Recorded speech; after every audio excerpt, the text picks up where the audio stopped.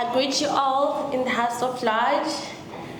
Firstly, I'd like to thank the program director. It's such a great honor to say the program director, but it's Dr. Zaga himself. So it is a great honor to me to just thank you, sir, for the opportunity that I've been given. Standing in front of you is Ndalamo Siaga, a student in Department of Nutrition, third-year student. But today I stand in front of you as a SUSI alumni from the United States of America. Well, I've been given a role to introduce the main speaker, or the person whom we all gathered here to hear his public lecture. Ladies and gentlemen, today we are all gathered here to hear the public lecture of the U.S. ambassador. Who is this U.S. ambassador? Well, you've been hearing from the previous speakers that his name is Reuben E. Brigety II. He's the ambassador in the United States of America, and he has been confirmed to be the ambassador on the 21st July 2022 in the Republic of South Africa. Previously, he served as the 17th Vice Chancellor of the University of the South and Mayor Siwane. Ladies and gentlemen, please take note that today we are honored to have him. He's not just a person who just go around, have a public speaker, so he's here for you. The ambassador, most recently diplomatic assignment, was serving as the U.S. representative to the African Union and U.S. permanent representative to the UN Economic Commission for African from September 2013 to September 2015. So take note, I won't take much of your time, so let all stand up as we all welcome the ambassador, Brigety II.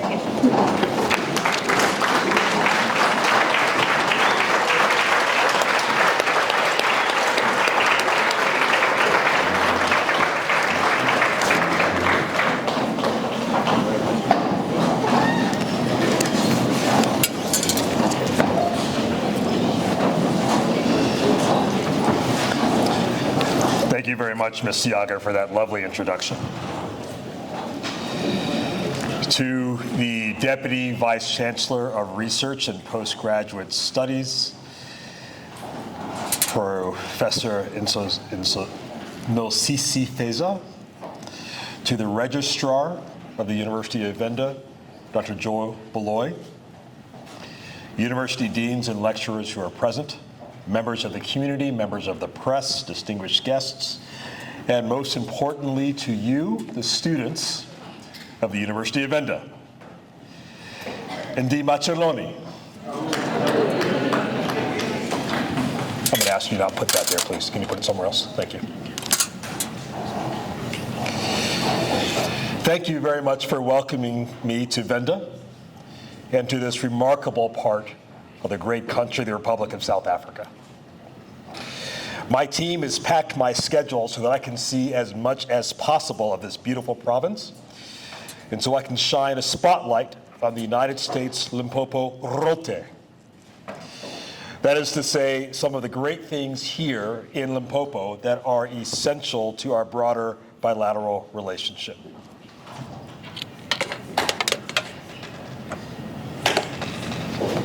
And ask you don't put that there. No, don't put that there.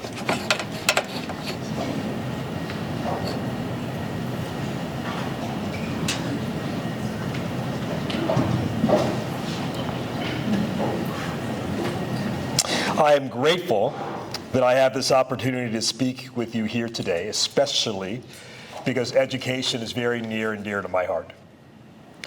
I have spent half of my adult life in the field of higher education.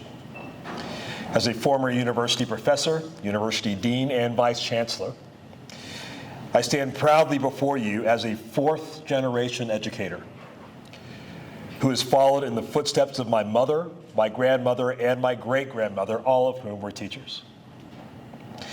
So that is a big reason why I always feel at home when I get a chance to come to a university community, and most importantly, to engage with students. So thank you very much for the invitation and for your gracious hospitality. Before traveling here and leaving Pretoria, where I live, I had the opportunity to speak to my older son, who was an undergraduate engineering student at the Georgia Institute of Technology in Atlanta, Georgia. And I told him about why I was traveling to Limpopo.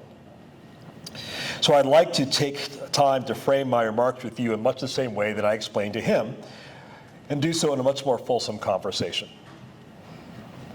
Why are Tohoyandou and Limpopo, along with the rest of the Republic of South Africa, so important to the United States of America? I hope by the time we are done that you are left with absolutely no doubts about that answer. And then I look forward to taking your questions. If you take nothing else from our exchange with each other today, I'd like for you to remember this. As two vibrant democracies, South Africa and the United States of America are partners with a strong base of shared values and also with an intertwined history. While we each have relationships with many countries around the world, I also believe that there is something unique about the relationship between our two nations. That unique quality stems from the nature of our societies, of our people, the experiences that we have lived through, and the lessons that we have learned from them, as well as the profound principles and ideals upon which our constitutional democracies were founded. Principles like the respect for human dignity, and ideals like the notion that everyone has a role to play in our democracies. These principles and ideals spur us to invest both in our peoples and also in our communities. So I'm going to speak to these principles and to these ideals that inexorably link South Africa and the United States of America through the lens of our past, our present, and our possibly future as it relates to U.S. investments in our bilateral relationship with South Africa, and that will have an impact here in the province of Limpopo. First, I'd like to speak about an example of our deep respect for South Africa's extraordinary human, cultural, and natural history. The U.S. Ambassador's Fund for Cultural Preservation is a powerful way that we demonstrate this respect and build mutual understanding. Preserving our collective past is also an essential part of creating a place for all of our members of our societies and passing on the collective knowledge from our ancestors. Through this fund, the United States has supported 19 preservation and conservation projects across South Africa, representing an investment of nearly 27 million rand. Among these projects are two with direct linkages to Mapungubwe Cultural Landscape UNESCO World Heritage Site, which is just a few hours north of us, the Mapungubwe Archive, and the Mapungubwe Collection. We are proud to be a partner in keeping that history alive and expanding awareness of Limpopo's contribution to humanity, both here in South Africa and also around the world. Building on that historical context to where we are now, let me address our partnership with the University of Venda in particular. Nelson Mandela said many great things. One of the things he said was, quote, "An educated, enlightened, and informed population is one of the surest ways of promoting the health of a democracy." As essential civil society institutions in a democracy, universities put those principles and ideals into concrete action and prepare young people to drive change and progress. Higher education institutions spur innovation and serve as pillars of their communities. This is certainly the case here at UniVen, where even your motto, creating future leaders, demonstrates how the university should be contributing to progress in society.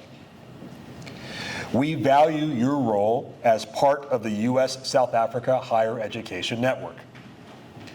As a home to talented scholars who are engaged in research that will help find solutions to some of the greatest challenges facing the world today, UniVen's scholarship is a key part of advancing the shared objectives of the United States and South Africa.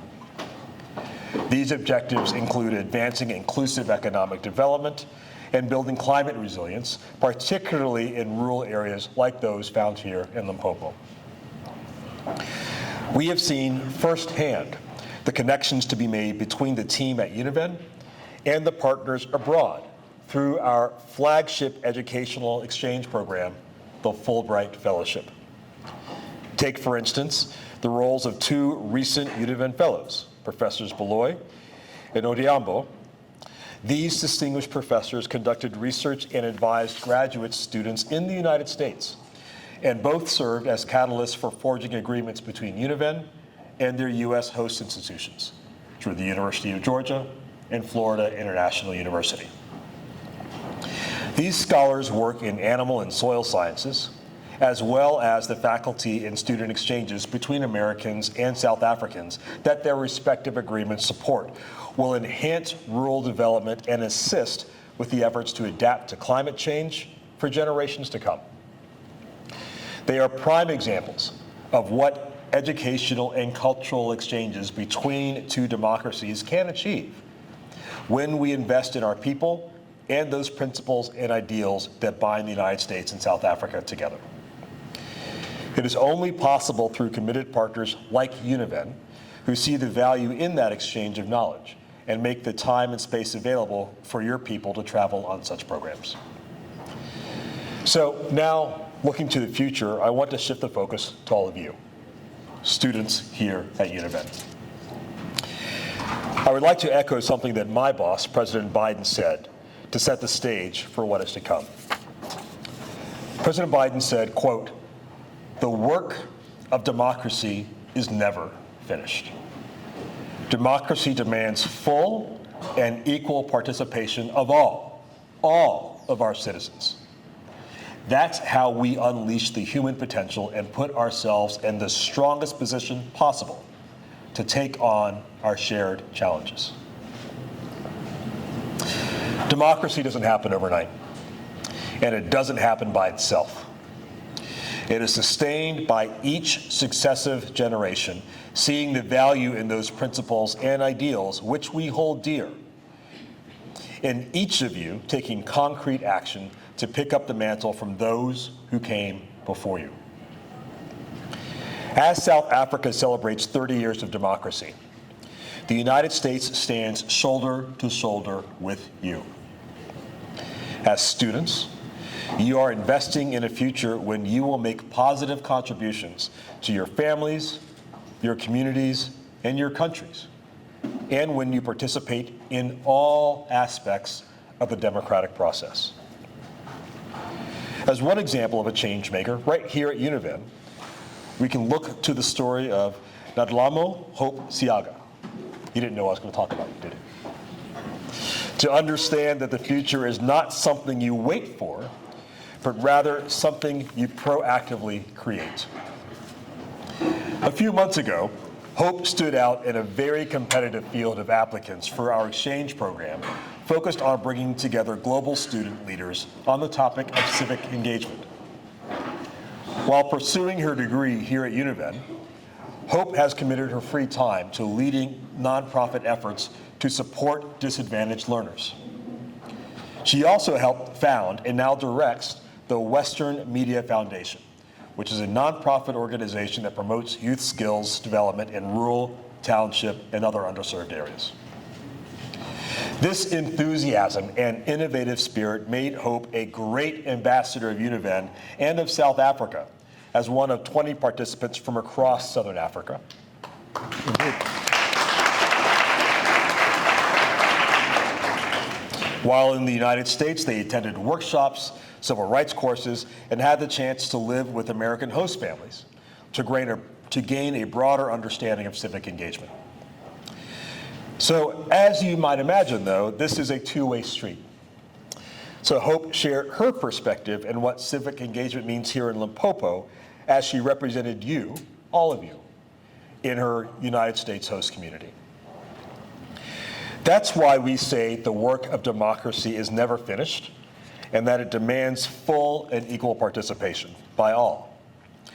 While you invest in yourselves as students, and your faculty, administrators, and mentors invest in your personal development, the United States also seeks opportunities like the one I've just described to invest in the people and communities here and across South Africa.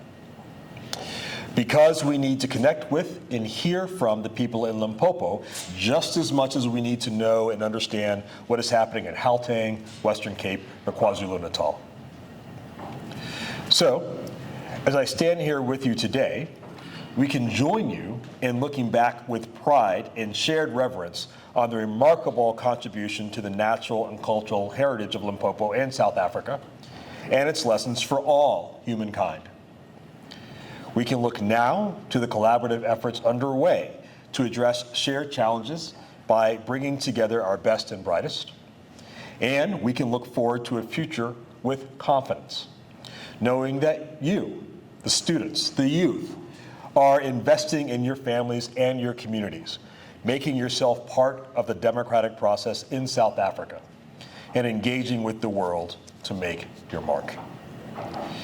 You are all part of the fabric that makes up that unique quality that binds the United States of America and the Republic of South Africa together. It has been my distinct honor to have a chance to share some remarks with you today, and now I look forward to the fun part, which is the question and answers. Thank you very much for your time and attention.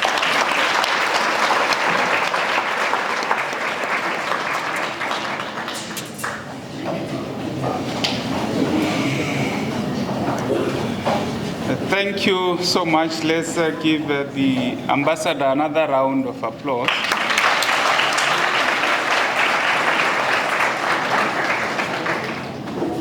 So Thabo, can you please assist me in terms of facilitating the reflection on the speech by the ambassador? We have very limited time, colleagues. Oh, there's a hand over there.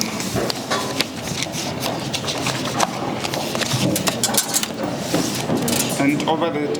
Actually, if I say one thing before we get started, I would like to bring to this audience a practice that I use when I'm a professor in the classroom, and that is that I insist on gender equality in question and answers. So if we can go back and forth between gentlemen and ladies, I'd appreciate it. Thank you very much. So ladies, get your questions ready. Sir.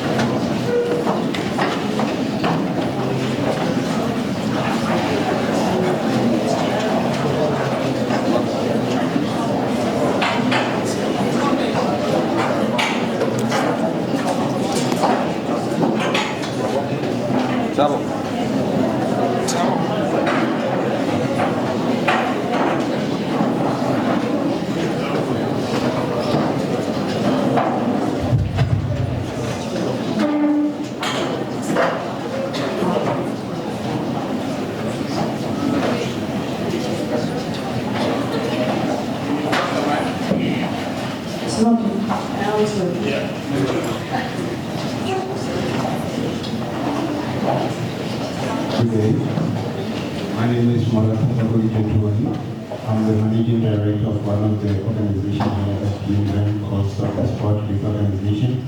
I'm also a master's student. I'd like to thank the Honorable Ambassador from the U.S. for having this time to talk to us and teaching us about democracy. So as a student and as a managing director, my question is, when we talk about democracy, it differs based on the cultures of our countries. And with development, often at times we find that when we look at the US as a developed country and we look at South Africa as a developing country, the question now becomes, how do we then build relationships which are mutual and they don't overextend the benefit of one side while the other suffers? Thank you. Sure. Sure. Well, I guess there are a number of facets to your question, and that is democracy in and of itself but also what is the linkage of democracy to economic development? So how do we think about political participation in a way that actually improves the lives of people? And then to your particular question, how do we do that in a way, in the case of the United States and South Africa, in which both sides benefit? I'd say a couple of things. So many of you will know the legacy of the Reverend Dr. Martin Luther King Jr. He's one of the great Americans who was one of the great leaders of our struggle for civil rights in the United States. And one of the great themes of his life that is not well fully appreciated is that when he started off in his civil rights activism as a young minister in Montgomery, Alabama, and then obviously through the early 1960s, he was really focused on political participation, the ability of black people to actually vote in the states in the American South which practiced America's version of apartheid, Jim Crow, and segregation. But towards the end of his life, he really realized that political participation was not enough. What was really needed was economic liberation. And in 1968, he was preparing for something called the Poor People's March, or the Poor People's Campaign on Washington, D.C., which, as opposed to the historic 1963 March on Washington for political rights, would be a march some 5 years later focusing on these questions of economic development, just like you were describing here in South Africa, or alluding to here in South Africa. And in fact, it was when he was preparing for the Poor People's March that he was called off to support a strike of sanitation workers, municipal black sanitation workers, after two of them were killed in the back of a sanitation truck, crushed along with the garbage, because as black people, they were not allowed to escape the truck and sit with their white peers in a break room during a thunderstorm. They had to sit in the back of the truck, and a volt of electricity accidentally sparked and crushed them in the back. And he went to Memphis, Tennessee, as an aside from that, and was cut down by an assassin's bullet on April 4th, 1968. Which is a long way of saying that in our own struggle in the United States, we have long recognized the challenge of full political participation while also focusing on economic development. In the context of a democracy, the reason democracy is so important in the first place is that it is the only mechanism for a people to hold their own government accountable for everything. Not only for the respect of their basic human rights and political participation, but yes, also for creating the conditions for economic development and economic growth. No other system of government, none, provides that level of feedback and holds a government accountable to the people who are the governed. And that's why it is so important. And also, it is not the end of the story.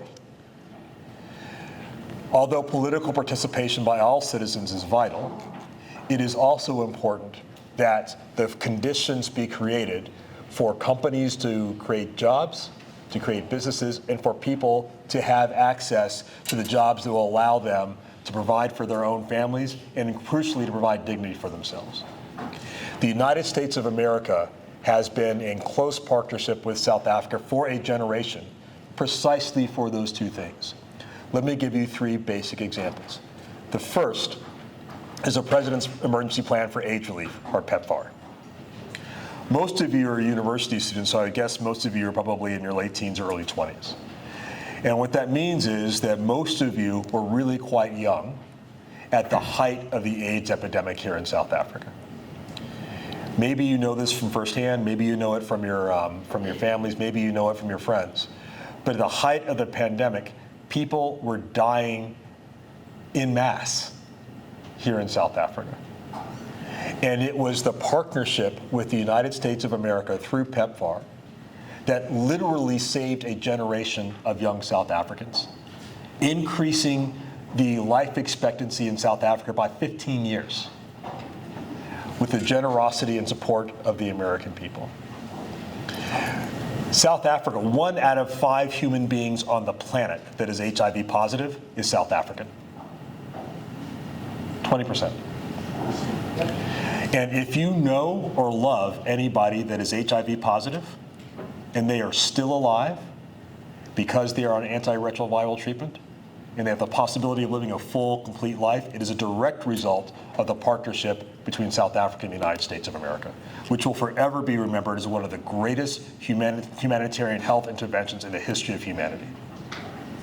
So that's one example of how this partnership is benefiting our two peoples. And by the way, it not only benefits South Africa, it benefits the United States of America. Remember what I just told you. 1 in every 5 people in the world that is HIV positive is South African. It is possible, globally, for us to end forever the scourge of the HIV pandemic. But in order for us to break the back of that pandemic globally, we must break its back here in South Africa. And to the extent that we have a mutual interest in doing so, that's one way in which we are cooperating. Let me give you another example, and that is the African Growth and Opportunity Act, or AGOA. Countries trade with each other all the time. But typically what happens when you're trading with other countries is you have an agreement that says, if you allow me to ship you, say, my bananas or my platinum metals, then you have to let me ship into your country whatever, chicken or cars or something else. We agree, back and forth, we share, we trade. Under the African Growth and Opportunity Act, the United States of America gives South Africa free, unreciprocated access to the market of the United States of America for literally thousands of items. Meaning, we don't say that in order for you to ship your wine or your bananas or other things to us, or your cars, that you have to accept ours in return. We offer this, we make this concession freely and openly. And we have done so for 20 years. No, South Africa is the only group of 20 member, the only member of the G20 that has that kind of access to the US market. No other G20 country does. No other trading partner of South Africa gives South Africa that free, unreciprocated access to their market. None. Not any other country anywhere else in the world, not any other country of the African continent. It is literally the best terms of trade in the history of humanity. And so that trade helps to create jobs and growth. And yes, there's a great deal more that we could do together in that space to beneficiate the opportunities of AGOA. But that is one example of what we have been doing, again, for 20 years, for as long as many of you have been born. Let me give you a third example. There are over 600 US companies operating in South Africa today. They employ over 225,000 people, and they generate revenue roughly equivalent to 10% of South Africa's GDP. So with these three basic examples, the historic partnership in AGOA, the historic partnership with PEPFAR, the unprecedented market access under AGOA, and the deep commitment of American companies, some of which have been operating in South Africa for a century, are three ways in which our two great democracies are working to address these economic issues. And yes, you are correct. There is still much more to be done. 35% official unemployment rate in South Africa, youth unemployment upwards of 60%. It is not what any of us envisioned for South Africa at the dawn of the great democracy of this great country 30 years ago. But here's the most important thing. As I said, the work of democracy is never finished. In a democracy, the price of being a free people is that nobody is coming to save us. We must do it ourselves. That is true for South Africa. That is true for the United States of America. It is true for every democracy, for every free people around the world. And for you as young people, at the beginning of your lives and your careers, that is the challenge. The revolution must be remade for your generation, focusing on how you grow the economy so that you can grow jobs, so that you can grow dignity, so that you can have a future. Thank you.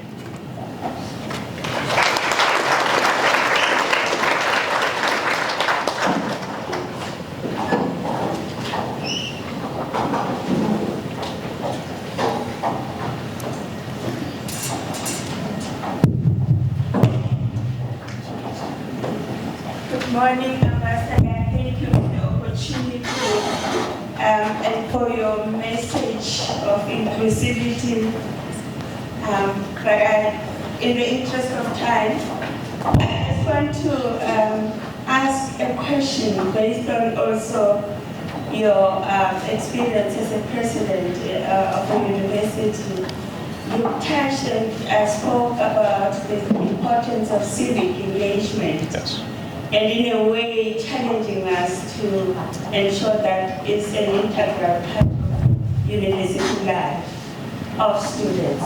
How would you advise, because I do think that America has done very well, past presidents, in elevating civic engagement and making sure it's an integral part of academic programs. How would you advise us as a university to encourage, like I was also touched when you elevated the issue of girls participating. What is it that we can be doing, improving, facilitating to ensure that vibrancy in that space? Sure. Thank you for the question. So, first of all, I was mentioning to the Deputy Vice Chancellor earlier today, I have been a Vice Chancellor of a university. I have twice been a United States Ambassador. Being a Vice Chancellor is the hardest job on the planet. Guaranteed. You have my undying respect, Deputy Vice Chancellor. And it's so hard because, well, there are a lot of reasons why it's difficult, but one of which is that the mission is so important. And I can tell you some of the things that I did as Vice Chancellor and also as a Dean, and that I've seen others do that I think are so important. So beyond the curriculum of classes and exams and other sorts of things, personally, I believe it's very important to intentionally create spaces where students can sit and learn from others that have been involved in the civic space, because if you can see it, then you can become it.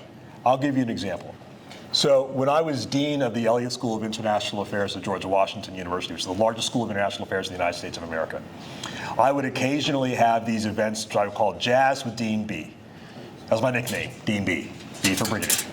And why jazz? Because jazz is the original American art form, and it was amazing. So what we would do is twice a semester, we would go to a local restaurant, we'd rent out a room upstairs, I would have a jazz band come play some local jazz, and we would invite students. You have to sign up in advance, about 30 or 40, to come listen to some jazz, have sort of cocktail hour, in part so they could enjoy it, but also so they could learn how to engage in that environment. And I would invite a senior foreign policy expert to come and sit with me as if we were sitting around a campfire for a complete off-the-record conversation with the students about what life was like as a foreign affairs professional in their field. Had all sorts of people come. For example, the British High Commissioner at the time, Sir Kim Dara, or my dear friend, Admiral Michelle Howard, who's the first black woman to be a 4-star admiral in the United States Armed Forces. She was so special that her uniform now hangs in the Smithsonian Museum of African American History and Culture, and others. And one of the reasons that's so important, I'll give you another way to think about it. In my spare time, such as it is, I read an awful lot of biography and history. And the reason I do that is because it teaches you that history is not inevitable. I'm going to say that again. History is not inevitable. It is a direct result of the choices that individuals make, whether they be great statespeople or leaders in society or ordinary citizens that get tired and fed up and just want to change, like a woman named Rosa Parks, who decided, I'm just not sitting in the back of the bus anymore, I'm done. And here's the crucial thing. If you accept that proposition, that history is not inevitable and it's a result of choices that people make, that means that every single one of you, by the choices you make today, are actively making tomorrow's history. And therefore, you are, each of you, authors in what the future history of your country is going to look like. And the great question before you is, what do you want it to be? And what are you going to do about it? I hope that answers your question.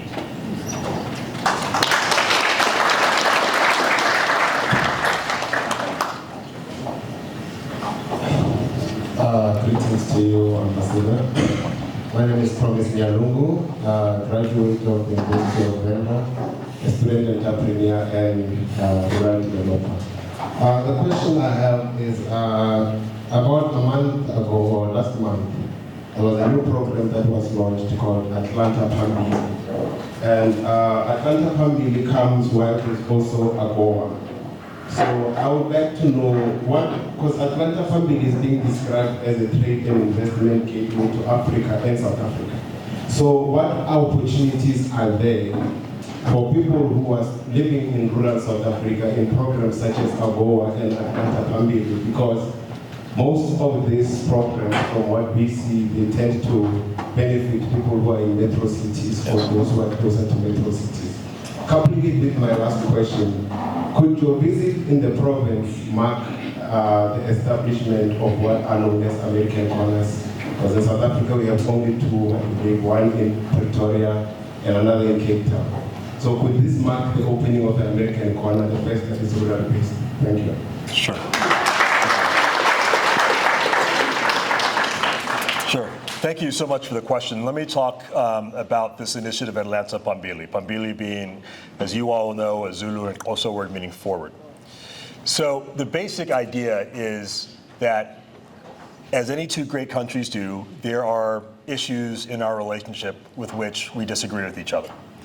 And I spend an awful lot of my time as ambassador working with members of the South African government, working to find each other across these differences. It is simultaneously true that even as we manage our differences, as was just alluded to in the very first question, there is a broad range of things that we are trying to do together that we fully agree on in the affirmative parts of our relationship. On trade and investment, on education, on healthcare, on cultural exchanges, on logistics, et cetera.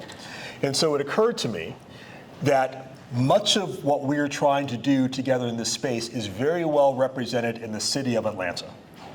Now, of all the cities in America, why Atlanta? Several. First of all, Atlanta is the birthplace of the American Civil Rights Movement. It's where Martin Luther King Jr. was raised. It's where he first pastored with his father at Dexter Avenue Baptist Church.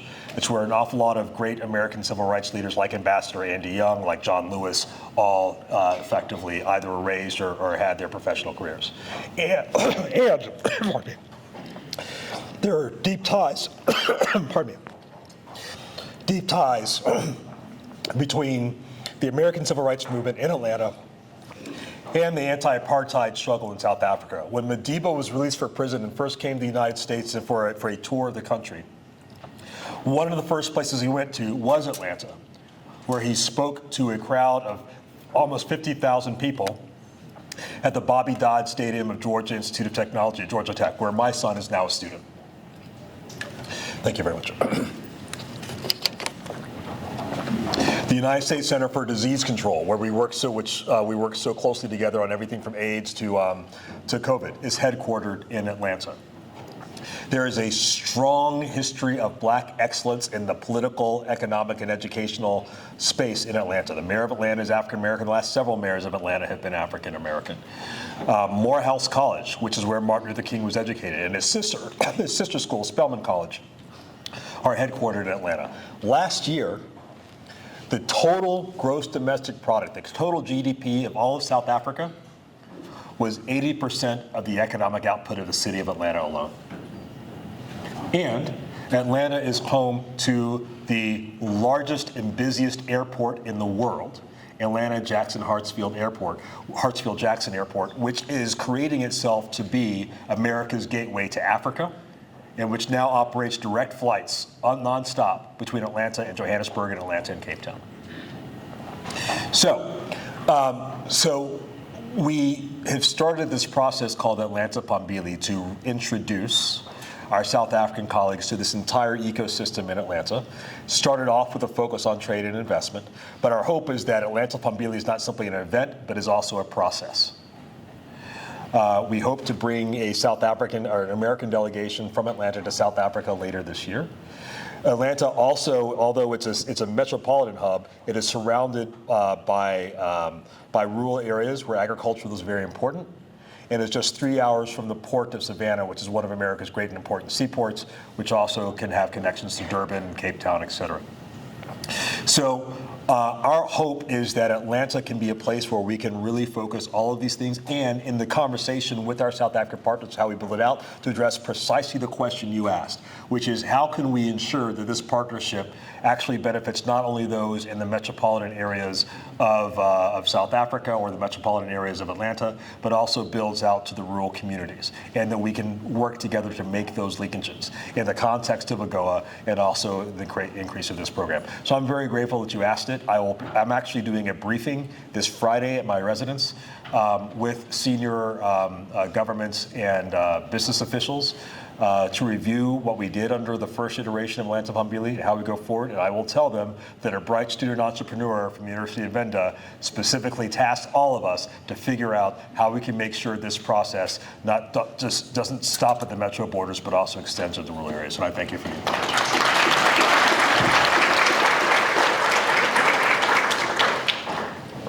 It's a lady's turn.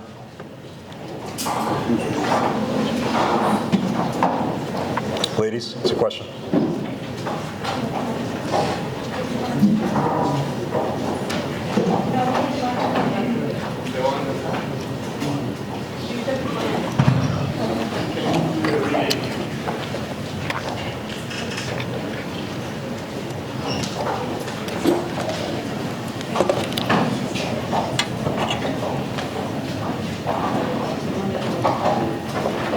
Ladies, don't be shy.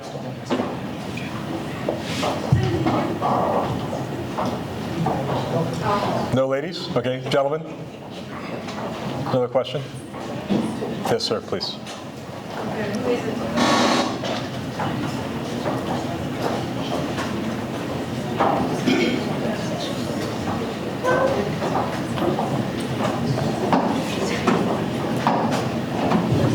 No, thank you very much, Ambassador. My name is Makatsu Paladi from SABC News.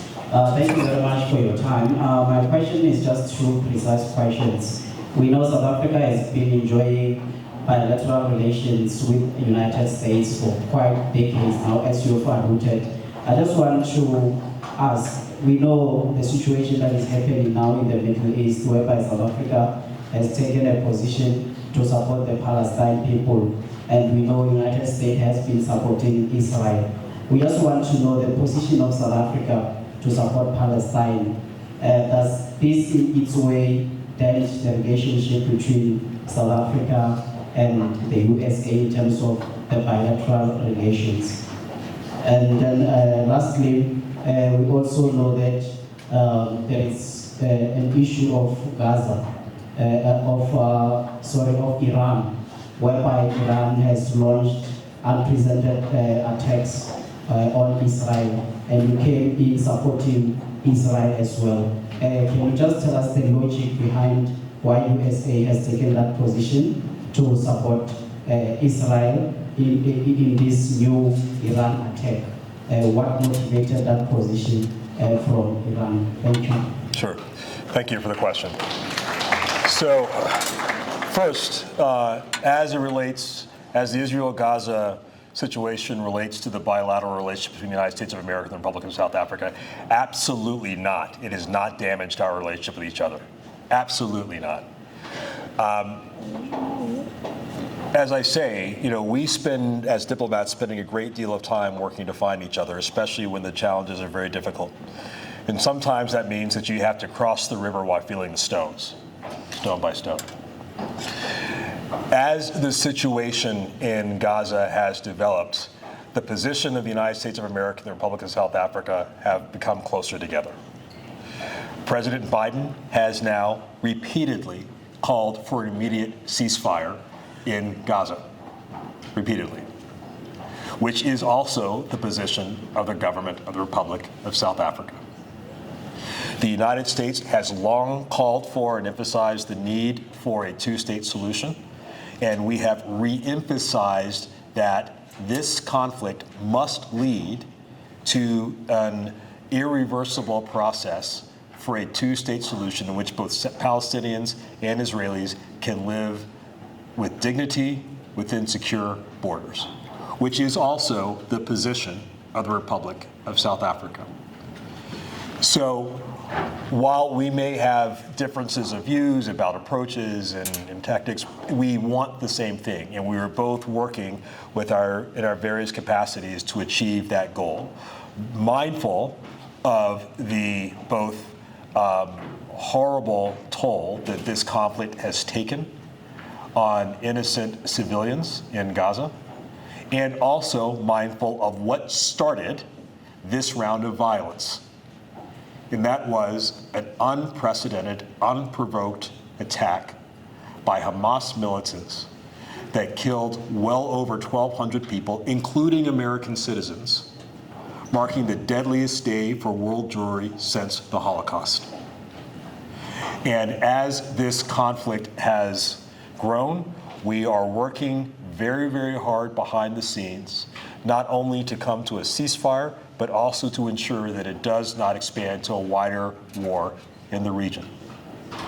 As it relates to Iran's unprecedented attack on the sovereign state of Israel, attack from Iranian territory onto Israeli territory for the very first time, the United States stands squarely behind our ally Israel in protecting it from armed assault from other actors like Iran, who, by the way, I will also say, has armed proxies that have also killed American servicemen and service people. Its proxies in Yemen and the Houthis are daily firing on American vessels in the Red Sea, as well as attacks that their proxies have launched from Iraq or in Iraq that have killed American service personnel in Jordan and elsewhere. And so we do not see Iran as a benign actor in this space. Other countries in the region also share that view. And so it is very important for all of us. We all have an interest in calming down the tensions in the region and finding a way to peaceful resolution of the immediate conflict between Israel and Gaza, and then also a broader disposition of peace and security in the region. Thank you for the question. I think we have time for one last question here in the front. You had your hand up, sir. Please, just wait for the microphone.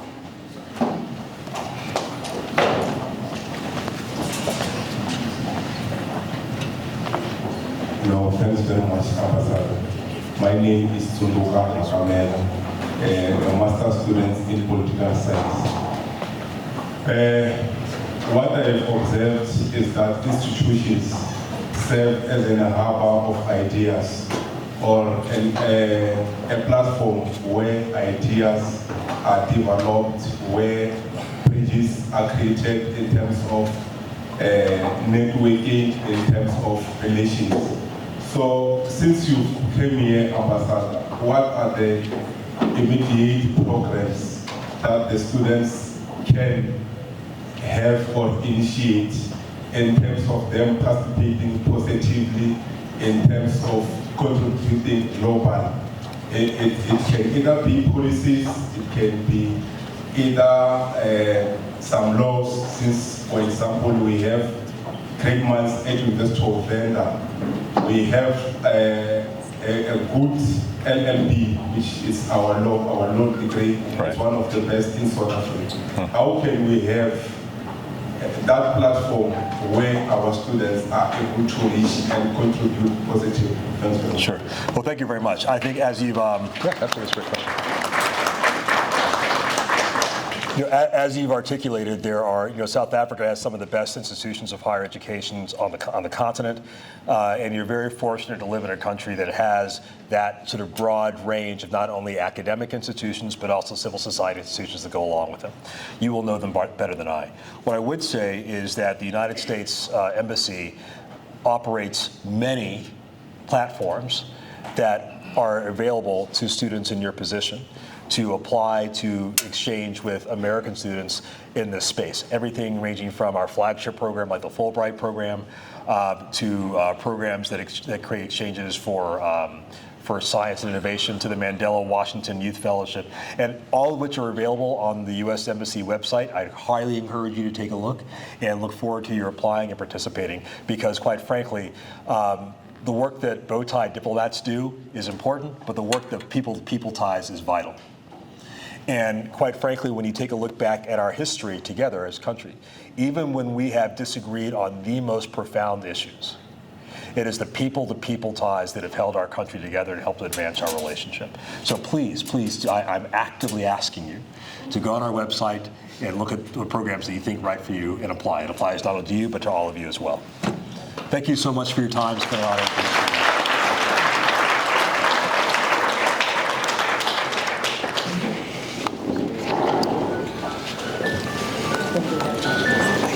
So let's give the Honorable Ambassador a very big round of applause.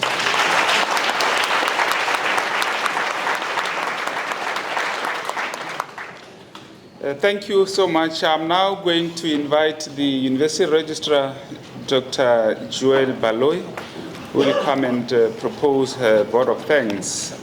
Over to you, University Registrar.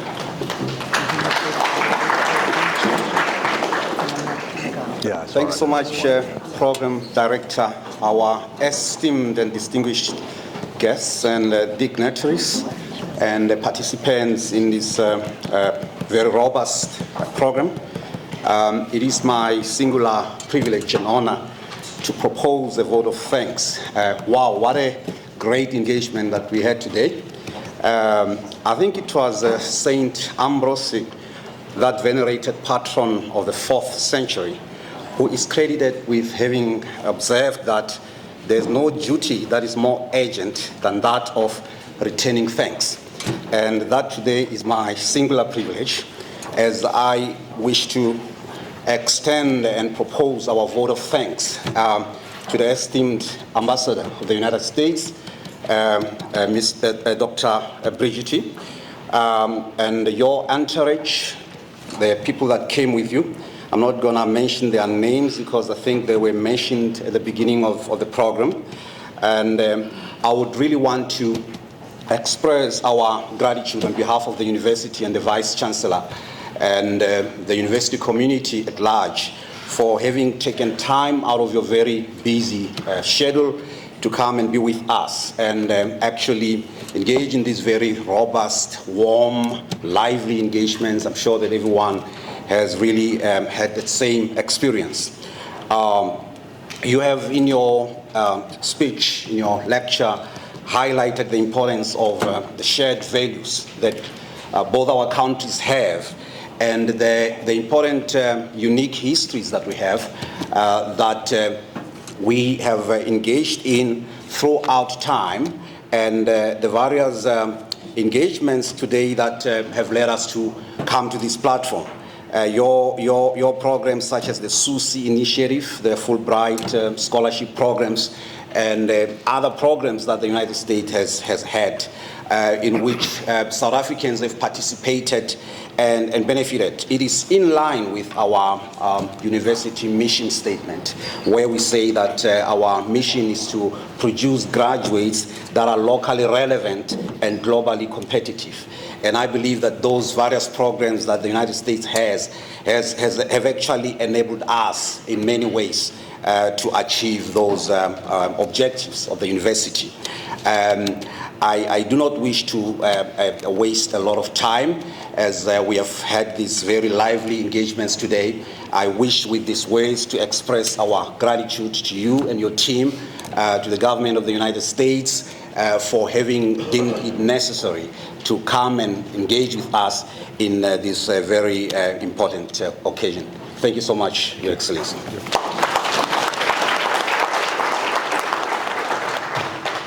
Thank you so much, University Registrar Dr. Joel Baloy. I'm now going to invite our Deputy Vice Chancellor of Research and Postgraduate Studies, Professor Nosisi Feza, to come to the fore to hand over a token of appreciation to the Honorable Ambassador. Professor Feza, over to you.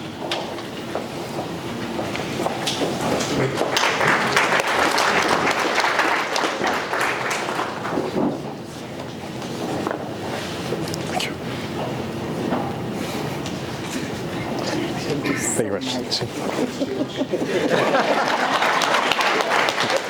you so much. Thank you. Thank you so much. Sure, thank you so much.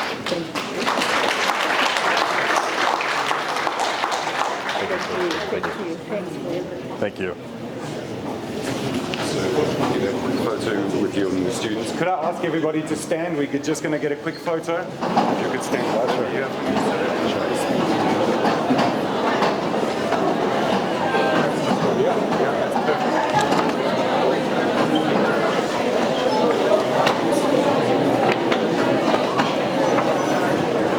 Okay. There we go. Everybody on me in 3, 2, 1. And can I get everybody to say Venda?